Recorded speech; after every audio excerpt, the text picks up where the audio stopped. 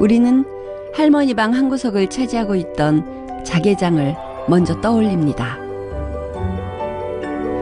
그 아름다운 빛깔의 나전칠기 공예에 디자인이 더해져서 새로운 작품으로 재탄생되었습니다. 나전칠기의 새로운 장을 연 김영준 작가를 만나봅시다.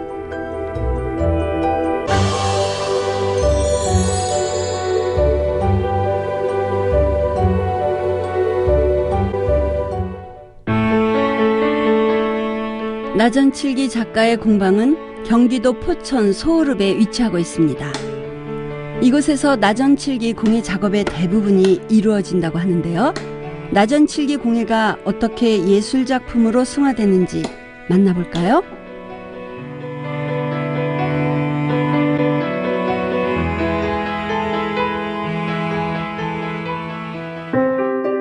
그의 공방에 있는 작은 갤러리입니다. 미술관에 온 것 같은데요. 다양한 현대적인 작품들이 전시되어 있습니다. 이런 작품들을 제작한 이유가 궁금해지는데요. 그래서 어머니의 자개장에 영향을 받았고 그때부터 익숙해졌어요. 자개장은 아름다운데 이것이 사라져가고 있다 이거죠. 근데 저는 사라져가지만 이거는 반드시 없어지지 않는다고는 생각했어요. 그러니까 홀로 이걸 나전치기를 현대화, 디자인화, 그 다음에 생활용품, 아트 쪽으로 가게 된 동기가 남들이 안 하는 거 없어지는 거지만 제가 이걸 해서 다시 꽃을 피워야 되겠다, 빛나게 해야 되겠다, 그런 사명감도 있었습니다. 천년의 역사를 가진 우리의 전통 나전칠기는 보통 식물, 동물, 곤충 등 자연물을 형상화해 자개를 목재에 붙여서 지금까지 전해내려오고 있습니다.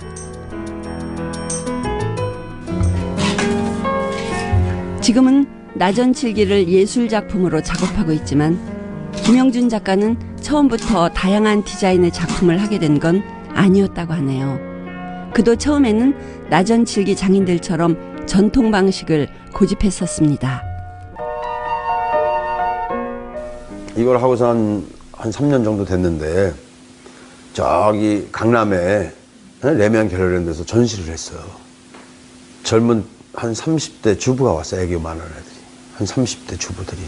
근데 자개장 이쁘다 그래. 그랬더니 야, 우리 엄마가 참 좋아하겠다 그러는 거야. 근데 그 다음날 이제 어머니가 65, 70 되신 분들이 온 거야. 자개장 너무 이쁘다고, 이렇게 예뻐졌냐고. 그러면서 내가 10년만 젊으면 사겠다는 거야. 그러니까 아무도 안 사겠다는 거야, 이거를. 이건 디자인에 문제가 있구나. 이렇게 해서는 안 되겠구나. 그래가지고 다시 도무스리학을 가게 된 거예요. 김영준 작가는 주변의 반대에도 디자인의 필요성을 알게 되어 늦은 나이에 이태리와 미국으로 디자인을 배우러 유학을 떠나게 됩니다. 옛날엔 전통에 가까운 거를 좀 개발한 걸 도무스 갔다 와서는 완전 추상이라든가 비구상 쪽으로다가 완전히 다시 나가버린 거지. 그게 계기가. 그 점, 선, 원 이런 걸 썼던 거고, 초창기에는 한국의 전통 민화, 그림 이런 거 갖고 조금 다르게 했을 뿐이고, 그 다음엔 디자인을 완전히 바꿔버린 거죠. 그래서 그때부터 이제 조금씩 주목을 받기 시작했어요. 김영준 작가는 증권사에서 일하던 유능한 애널리스트였습니다. 남들의 부러움의 대상이었던 증권가를 나올 만큼 나전칠기에 왜 끌렸던 걸까요? 증권회사에서 다니다 보니까 내 노력하고 관계없이 세계 정치, 경제, 문화 이런 여러 가지 복합적인 요인에 따라서 주식이 올라가고 내려가고 하니까 제가 예측할 수는 없더라고요. 그래서 제가 잘할 수 있는 거가 뭔가를 찾았어요. 다 그때 모든 사람들이 나전치기에 종사하는 사람들이 떠날 때였어요. 주식투자격언에 이런 말이 있어요. 남들이 가는 반대편에 꽃길이 있다. 그거 하나 생각하고 나전치기에 헌신해서 지금까지 온 겁니다. 잘 나가던 애널리스트에서 사양산업인 나전칠기를 하게 되면서 경제적인 면에서나 아내와의 마찰 등 힘든 일이 꽤 많았다고 합니다. 그런 그에게 빌 게이츠가 게임기인 엑스박스에 나전칠기를 붙여달라고 의뢰해 오게 되는데요. 이 빌 게이츠와의 만남은 그의 작가 인생의 터닝 포인트와 같은 역할을 하게 됩니다. 프랑스의 메종엔 오브제에 전시를 갔는데 그거를 전시를 보고 프랑스 문화부 장관이 저한테 그 다음에 프랑스에 초청을 했어. 김영준 전시회를 걔한테 열어줬어요. 그 열어줬는데 그 호텔에서 우연히 묵은 빌 게이츠가 거기 전시장에 와서 본 거야. 그 다음에 한국 대통령이 이명박 대통령이 취임을 했단 말이야.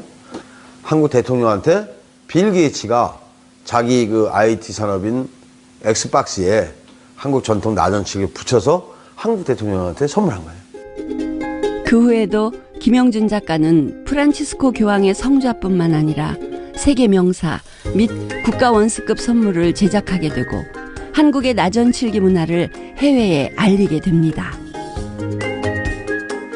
한 5대5 했었는데요. 지금은 해외 비중이 한 6, 국내 한 4.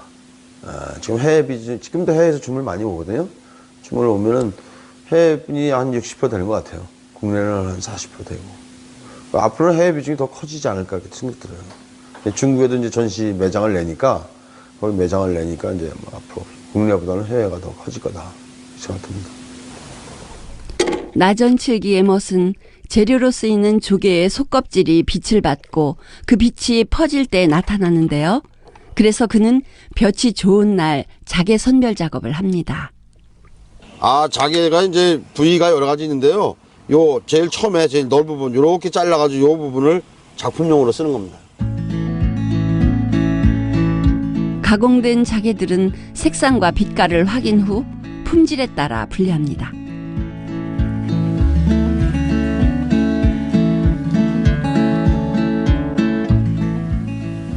네, 이게 아까 우리 국산 전복을 선별해서 그 좋은 부위별로 이렇게 잘라가지고 이렇게 여러 가지를 같은 모양으로 이렇게 나온 겁니다. 근데 색은 다 다른데 이 중에서도 또 선별해서 자료를 쓰는 거고요. 이거는 이제 뉴질랜드산 전복이에요. 국산 전복에 비해서 색이 더 깊고 좀 진합니다. 우리나라 국산 전복은 이렇게 좀 연하면서 아름다움이 있고 뉴질랜드 전복은 이렇게 좀 강해서 청표라고도 합니다. 그래서 이런 부위별로 이제 나온 거에서 조금 좋지 않은 부분을 만들어서 이렇게 판자개로 만듭니다. 나머지 부위는 판자개로 쓰고 판자개도 안 하고 이 부위로 안 하고도 조그만 그런 펜은 또 이런 조각으로 또 해서 제가 또 작업하는데 또 씁니다. 하나도 버릴 것 없이 자기는 곳곳에 다 거기에 맞게 자기의 용도가 있습니다. 자개를 붙일 목재 작품을 백골이라고 하는데요. 백골의 상태를 확인한 후 가공을 해야 자개를 붙일 수 있다고 합니다. 이걸 이제 백골이라고 합니다. 이런 기본적인 구상을 해서 백골을 만듭니다. 이렇게 백골을 만들어서 처음에 이제 이렇게 되려면은 생칠을 10개 이게 한 번 정도 칠해요. 칠해서 이제 건조장에서 말린 다음에 다시 또 연하게 또 한두 번 더 하고 사포로 또 잘 다듬고 또 오칠하고 또 사포하고 한 5번 정도면 여기 평평해진단 말이죠. 여기에다가 이제 자기가 원하는 자개의 문양을 뭐 나비도 넣을 수도 있고 뭐 꽃도 넣을 수도 있고 기하학으로도 넣을 수도 있고 해서 자개의 문양을 여기다 집어넣고 그 다음 작업이 자개를 붙이는 작업입니다. 가장 긴 집중력이 필요한 작업인데요. 김영준 작가는 주로 끊음질 방법으로 작품 제작을 한다고 합니다. 잡념 없이 집중을 해야 일정한 간격으로 끊음질을 할 수 있습니다. 이제 제가 이제 원으로 된 코스모스 작품을 많이 했거든요. 많이 했는데 제가 이렇게 끊음질로 해서 이렇게 자르고 한 건 제가 최초로 이런 작품을 만들었어요. 그래서 이제 원으로 코스모스 만들다 보니까 태극 문양을 한번 자개로 만들고 싶더라고요. 이걸 태극기 형상하는 그 태극 문양을 파란색, 빨간색 자개를 사용해서 끊음질로다가 하나씩 한 5mm 간격으로 이걸 자르거든요. 그래서 이거 붙이는 작업입니다. 나전칠기를 1000년을 넘게 간직할 수 있게 하는 오칠 작업입니다. 오칠을 잘해야 자개의 빛깔이 예쁘게 나오는데요. 몸과 마음이 하나가 되어야 골고루 잘 칠해집니다. 작가의 정성이 느껴지네요. 칠이란 건 제일 중요한 게 어떤 칠이든지 얇게 여러 번이에요. 그러면 그것이 강도가 점점 세지거든요. 그렇기 때문에 오칠을 할 때는 아주 얇게 여러 번 하면은 뭐가 좋냐면 도막 형성이 잘 되고 이게 튼튼해져요. 진짜 1000년은 간다고 말이에요. 그래서 얇게 여러 번, 그러니까 보통 저희가 이런 거는 15회? 15회에서 한 20회 정도. 어지러운 작업장의 모습을 보니 작가의 혼이 느껴집니다. 오칠 작업은 손이 많이 가는 작업인데요. 김영준 작가만이 노하우가 담긴 오덱입니다. 직접 개발해서 쓸 정도로 작업 시 아주 중요한 물건입니다. 칠도 한 가지 칠만 하니까 또 재미가 없잖아요. 좀 투명한 것도 필요하고 컬러도 본인이 원하니까. 그러니까 색상 및 입체감이 표현되는 나전식 제작 방법을 만드니까 오칠이 또 컬러가 필요한 거라. 그래서 컬러도 이제 안료도 배합해서 실패를 엄청 많이 했어요. 이걸. 이거 하면서 몇 년간 씨름씨름 하다가 이제 겨우 돼서 이제 제가 팔진 않고 제 작품 할 때만 쓰는 겁니다. 마지막으로 건조 과정입니다. 오칠한 작품이 잘 건조가 되어야 좋은 작품이 나옵니다. 통풍이 안 되는 실내에서 말리는 이유가 있을까요? 이 건조할 때도 온도, 습도가 중요한가요? 오칠은요, 습도가 없으면 말리질 않아요. 유일하게 오칠만 습도가 한 70% 전후, 그러니까 70% 60에서 한 75% 사이인데, 또 온도도 20도 전후에서 마르는데, 어떤 건 천천히 좀 얇게 칠해서 오래 시간을 건조해야겠다, 서서히 건조하다면 20도 미만에서도 또 건조시키고, 보통 제일 잘 마르는 건 25% 전후에 가장 잘 말라요. 그래서 여름에 우기 때, 비 왔을 때, 그 다음에 온도 높을 때 제일 오칠 잘 마릅니다. 나전칠기의 제작은 자개의 선별, 그리고 디자인 구상 후 백골 제작, 사포질, 오칠, 습도 조절, 자개 붙이기 등의 작업으로 이루어지는데요. 이 모든 것을 거쳐 세상에 하나뿐인 작품이 완성됩니다. 나전칠기를 예술작품으로 재탄생시키기까지 김영준 작가의 끊임없는 노력이 없었으면 불가능했을 것입니다. 새로운 것을 계속 받아들이고 연구한 결과가 있었기에 오늘날 김영준 작가를 있게 한 게 아닐까 생각해 봅니다. 저는 지금도 실패를 하는데 실패를 무척 많이 해요. 왜냐면 남들이 아무도 가지 않은 길이니까 혼자 하니까 이게 한 번에 안 돼요. 그러면 또 실패하면 또, 근데 실패가 재밌는 게 실패하면은 다음에 그 실패는 안 하니까 또 새롭게 하면 그러면 또 실패하면서도 또 새로운 걸 또 배우게 되고 깨우치게 되더라고. 그게 재밌는 거야. 그래서 전 새로운 걸 만드는 거야. 똑같은 거 만들기 싫어. 미세일 여사의 옷에 아이디어를 얻어 작품을 만들기도 했다고 합니다. 제가 일상생활 모든 것이 제 작품이랑 연결이 돼요. 가령 이제 TV에서 한 7년 전으로 기억되지만 오바마 대통령이 대통령 취임식 때 남들은 이제 오바마 대통령을 보지만 저는 그 미셸 여사가 아주 까만 옷에 하얀 동그라미 있는 그 물방울 무늬를 입었더라고요. 근데 흔한 문양이에요, 그게.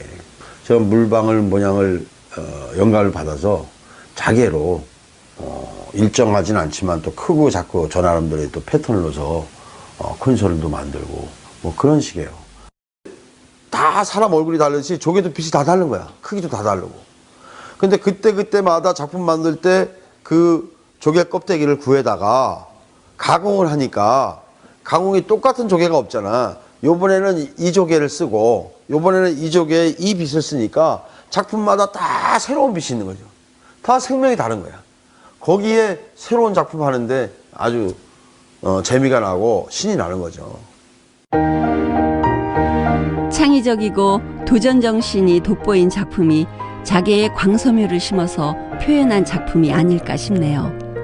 어두운 곳에서도 자개의 영롱한 빛이 하나하나 느껴집니다.